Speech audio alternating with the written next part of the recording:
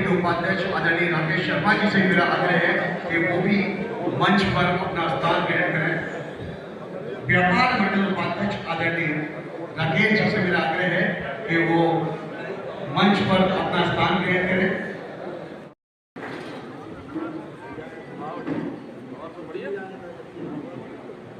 आज के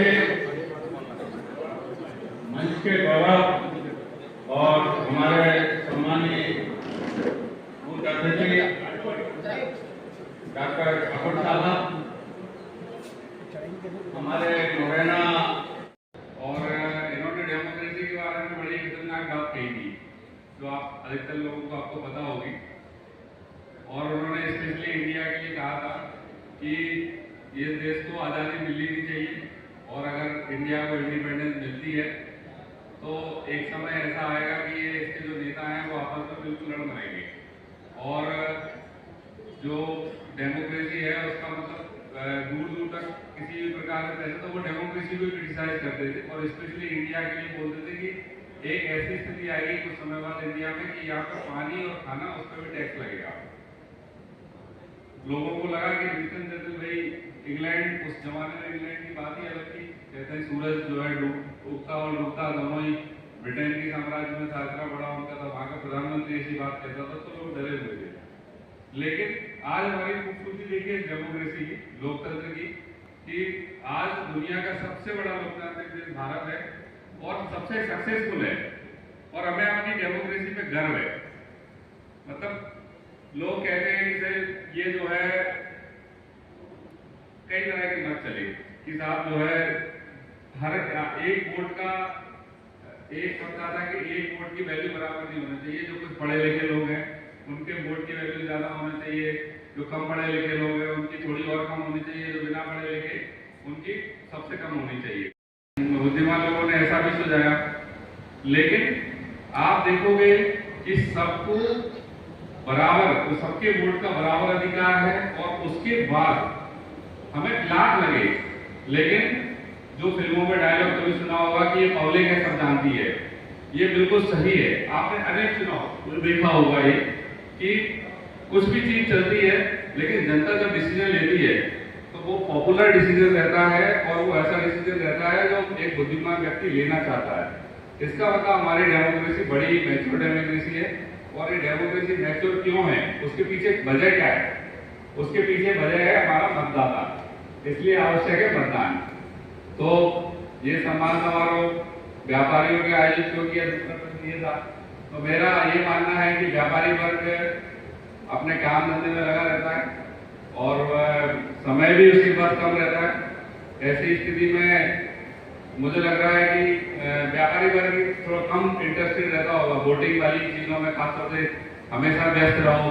चुनाव वाले दिन जो है कंपेरेटिवली उनको और जागरूक करने की आवश्यकता है भाई कि आप ज्यादा से ज्यादा बाहर निकलो और वोट डालो। ये हो सकता है मोटे वो इसके पीछे।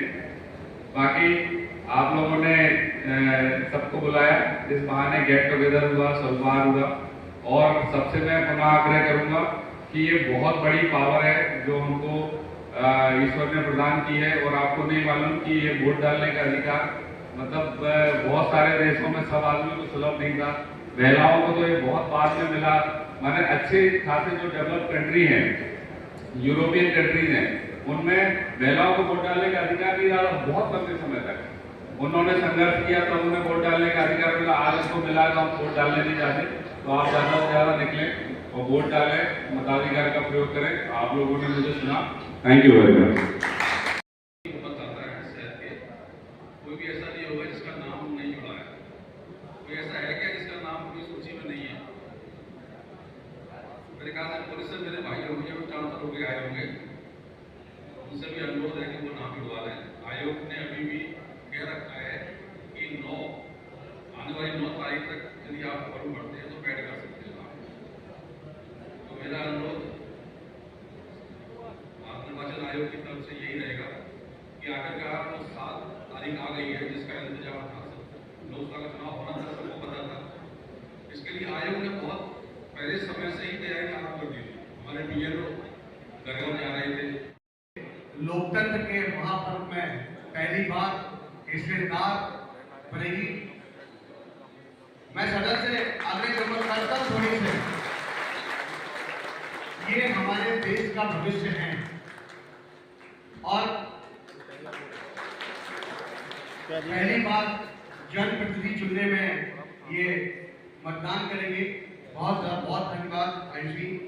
मैं इसी क्रम में बुलाना चाहूंगा रोहित मंगल जी को।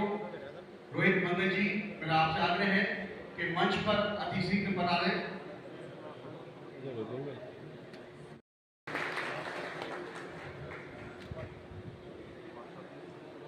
ये हमारे देश का एक बनिहान जो है, आगे हमारे देश का भविष्य है। आप ऐसे ही कई IAS, कई IPS, कई अन्य अधिकारी बनेंगे। कुमारी मानसी शर्मा बिटिया से मेरा आग्रह है कि वो भी मंच पर पधारे।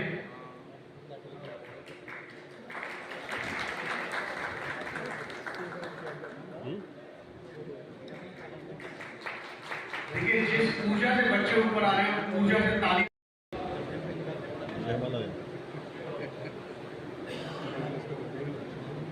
मानसी शर्मा हमारे बीच में है। मैं मीडिया आने से कुछ पूछना चाहूँगा। लोकतंत्र में अपनी पूर्ण आस्था रखते हुए यह शपथ लेता हूँ कि मैं अपने देश की लोकतांत्रिक परंपराओं को